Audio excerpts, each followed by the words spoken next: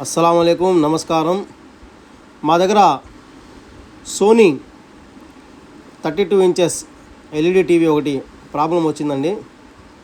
ఈ ప్రాబ్లం వచ్చేసరికి చాలా టీవీలు మనం చూస్తూ ఉంటాం. 4 టైం బ్లింకింగ్కి మనం ఏ విధంగా రెడీ చేసుకోవాలో చూద్దాం. చూడండి, ఇక్కడ ఆన్ చేశాను, డిస్ప్లే వచ్చి ఆగిపోయింది. ఇక్కడ చూడండి 1 2 ఒక్క నిమిషం ఉండండి, 1 2 3 4 టైం బ్లింకింగ్లో వచ్చేసింది. ఈ మోడల్ నెంబర్ చూస్తే కనుక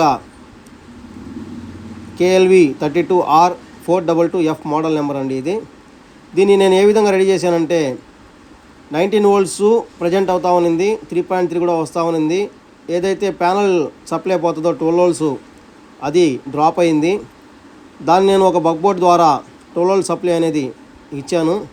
ఇచ్చిన తర్వాత పిక్చర్ అనేది పర్ఫెక్ట్గా రెడీ అయింది.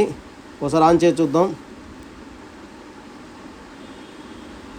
మన టెక్నీషియన్లు అందరూ నేర్చుకుంటారనే ఉద్దేశంతో ఈ వీడియోలు తయారు చేసి పెడుతున్నానండి. ప్రతి ఒక్కరూ లైక్ చేయండి, షేర్ చేయండి, కామెంట్ చేయండి.